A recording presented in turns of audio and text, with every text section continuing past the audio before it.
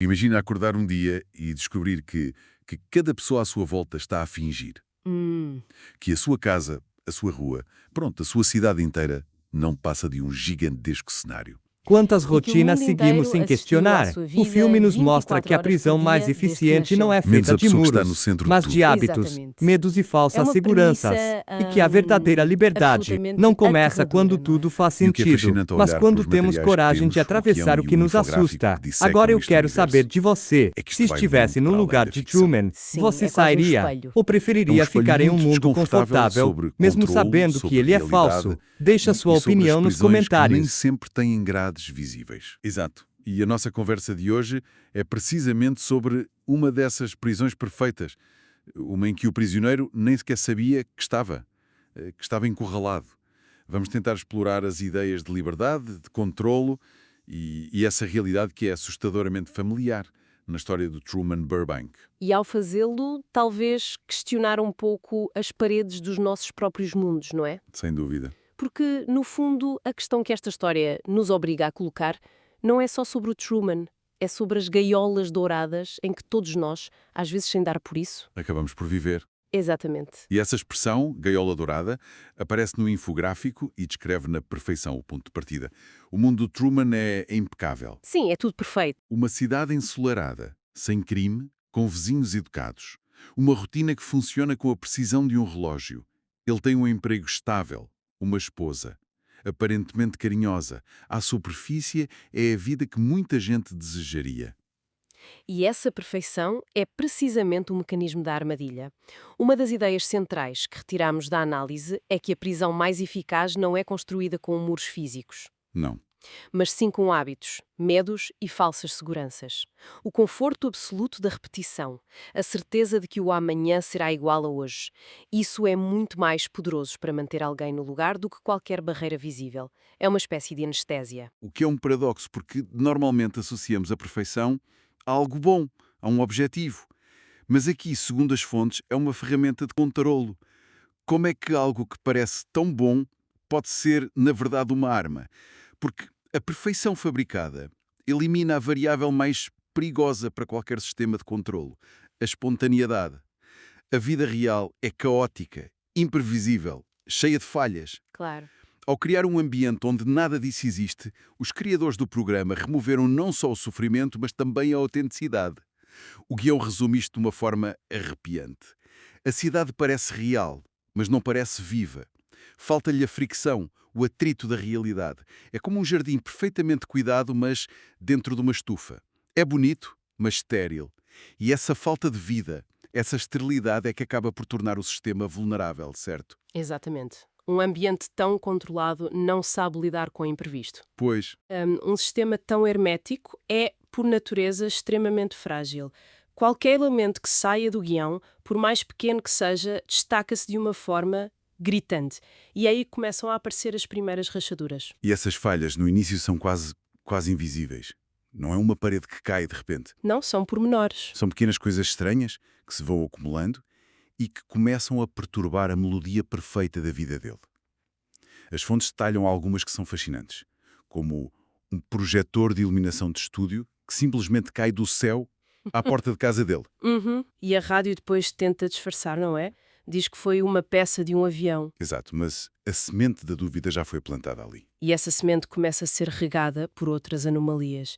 Ele começa a reparar em padrões que antes ignorava por completo. Sim, O guião descreve como ele observa pessoas a fazerem os mesmos movimentos em loop, todos os dias, à mesma hora, como se fossem figurantes à espera da sua deixa. até as conversas com os vizinhos ou com a própria esposa começam a soar artificiais, cheias de tipo product placement, esquisito. Claro, porque são ensaiadas. Mas o verdadeiro catalisador, a centelha da dúvida, como o texto a descreve, vem de algo muito mais profundo. Uma memória. A memória de uma mulher. Exato.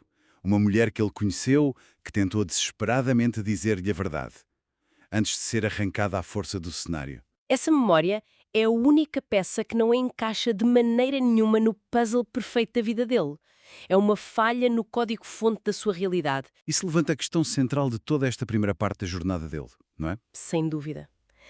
A fonte descreve uma progressão muito clara. A dúvida transforma-se em curiosidade e a curiosidade torna-se uma obsessão pela verdade. A grande questão é: foi preciso uma falha externa, um erro do sistema, para a consciência da prisão surgir? Ou a vontade de ser livre já existia dentro dele, adormecida, só à espera de uma desculpa para acordar? É a grande questão. As fontes parecem sugerir que o sistema podia ter durado para sempre se não fosse aquele erro, aquela memória que eles não conseguiram apagar. Pois. Mas, por outro lado, se calhar essa memória só encontrou terreno fértil porque a curiosidade, um vago sentimento de que algo estava errado, já estava lá, latente. O que é que pesa mais aqui? O erro do sistema ou a natureza humana do prisioneiro? A minha leitura é que são duas forças que se alimentam uma à outra. O sistema cometeu um erro crasso ao subestimar o poder de uma ligação humana genuína, mesmo que breve.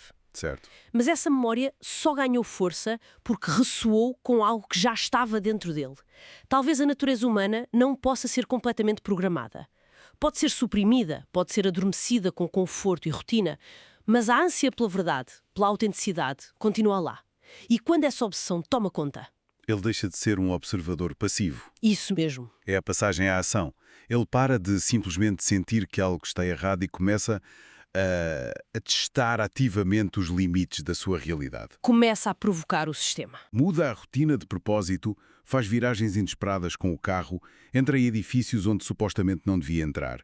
Tenta comprar uma passagem de avião para as Fiji, o sítio mais longe que consegue imaginar. E a reação do sistema a isto é imediata e avassaladora. É aqui que a gaiola dourada mostra as suas barras de ferro. A imagem que fica é de uma sala de controlo, a mente por trás daquele mundo a entrar em pânico total. Sim, é quase cômico. É cómico, de uma forma sombria, ver o universo inteiro a conspirar contra um único homem que só quer apanhar um voo. De repente todos os voos estão cancelados por um mês, o autocarro avaria. A estrada principal para fora da cidade fica bloqueada por um engarrafamento que não existia há 30 anos. É incrível. E quando ele tenta uma rota alternativa a um incêndio florestal, e como se não bastasse, um alerta de fuga de uma central nuclear. É um nível de má sorte tão absurdo que deixa de ser credível. A mão do titiriteiro torna-se demasiado óbvia. O mundo que antes o embalava agora conspira ativamente para o encurralar. Exato. O que é fascinante aqui é a transformação do ambiente. O paraíso seguro torna-se uma armadilha literal. O conforto transforma-se numa ameaça. O diretor do programa, que age como uma espécie de divindade neste universo, leva isto ao extremo. Quando Truman finalmente consegue chegar ao mar para tentar escapar de barco, o diretor assume literalmente o controle do clima. Cria uma tempestade artificial Violenta. para o forçar a recuar. Isso demonstra o desespero de quem está no controlo. O texto diz que tudo se volta contra ele. O mar, que sempre representou o seu maior medo, o medo que, descobrimos, foi implantado nele na infância. Certo. Agora torna-se o seu único caminho para a liberdade, mas também a arma final do sistema para o subjugar. O cenário deixa de ser passivo e torna-se um adversário ativo. E este momento simboliza a forma como as estruturas de controlo, sejam elas sociais, pessoais ou, neste caso, literais, reajam quando são desafiadas. A reação raramente é libertar. É quase sempre apertar ainda mais o controlo. Aumentar a pressão. Aumentar a pressão. Usar o medo como a principal ferramenta. A mensagem do sistema é clara e brutal. É mais seguro ficares aqui. Lá fora é perigoso. Mas as fontes apontam aqui para uma viragem psicológica, que é talvez a ideia mais poderosa de toda esta análise. A motivação dele muda. Sim, já não é só fugir. Ir em direção a algo, mesmo sem saber o que é. É o momento em que, como o texto refere, o medo de viver uma mentira se torna maior do que o medo do desconhecido. Isso é um ponto de viragem existencial. Ele já não procura conforto, Procura autenticidade. procura autenticidade, mesmo que essa autenticidade seja aterrorizadora. E é essa busca que o leva, exausto e encharcado, mas determinado, ao clímax da sua jornada. O que nos leva à cena final. Ele sobrevive à tempestade e o mar acalma-se de repente. Ele continua a velejar até que o impensável acontece. Ouve-se um som surdo. A proa do barco perfura algo. Ele aproxima-se e vê. O céu não é o céu, é uma parede gigantesca pintada com nuvens. Ele chegou ao limite literal do seu mundo. Vamos tentar imaginar a profundidade dessa revelação. Não é só descobrir que as pessoas mentiram. É perceber que a própria realidade física, o horizonte, o sol, o mar, era uma ilusão. Tudo. A vida inteira dele. Cada alegria, cada dor, cada amor, cada perda.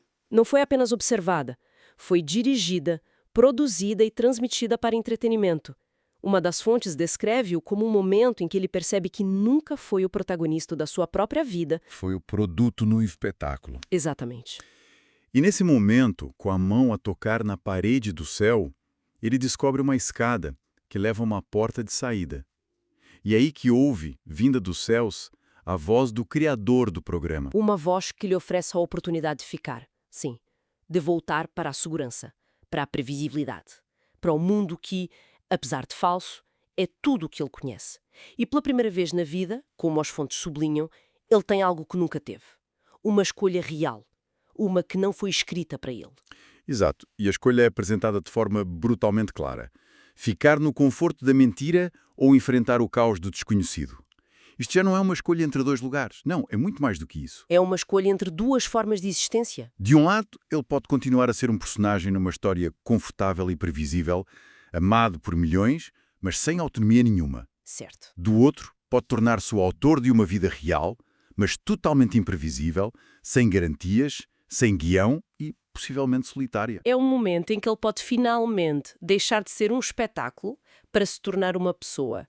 A decisão dele de ignorar a voz, fazer uma vénia final ao seu público invisível e atravessar aquela porta é a resposta a essa questão existencial. Ele escolhe a incerteza da verdade em vez da segurança da ficção. Sim. O que torna esta história tão poderosa, e isto é algo que as nossas fontes sublinham repetidamente, não é só a fuga em si, são as perguntas que ficam a pairar no ar depois dele sair. Claro. Até que ponto é que somos verdadeiramente livres? Quantas das decisões que tomamos são realmente nossas? E quantas estão ditadas pelas rotinas que seguimos sem pensar, pelas expectativas dos outros? Pelas gaiolas douradas que talvez nem tenhamos consciência de que existem. A conclusão a que a análise nos leva é que a prisão mais perfeita é aquela que nos convence de que não há nada de interessante lá fora. É que nos vende conforto. É que é construída com os nossos próprios medos e com a nossa ânsia por conforto. E nesse sentido, a verdadeira liberdade não é um estado passivo, é um ato contínuo de questionamento e, por vezes, de ruptura. Sim, uma das fontes termina com uma reflexão muito forte. A verdadeira liberdade não começa quando tudo faz sentido, mas quando temos a coragem de atravessar aquilo que nos assusta. É sobre dar aquele passo para o desconhecido, como o Truman fez ao atravessar a porta. E com esse passo, o espetáculo acaba. A sua vida, pela primeira vez, pertence-lhe. As fontes terminam com a imagem dele a atravessar a porta, a sair para a escuridão, para o desconhecido. É um final triunfante, mas que talvez esconda uma pergunta ainda mais complexa. E isso deixa-nos com um pensamento final para refletir. A grande luta foi para sair. Mas e o que acontece no dia seguinte? Exato. Quando o conforto da vida programada desaparece por completo. E ele se vê confrontado com o caos, com as contradições e a indiferença do mundo real. Será que a liberdade total se torna uma prisão de outro tipo? O que significa, de facto, construir uma vida do zero quando já não há diretores, nem um guião a seguir, nem mesmo um público para validar a nossa existência? A fuga da gaiola é apenas o primeiro passo. Aprender a voar num mundo sem limites pode ser o desafio mais assustador de todos. O que torna o show de Truman tão poderoso não é apenas a revelação. É a pergunta que ele deixa para quem assiste. Até que ponto somos livres? Quantas decisões da nossa vida são realmente nossas? E se esse filme te fez pensar, talvez ele tenha cumprido exatamente o seu papel.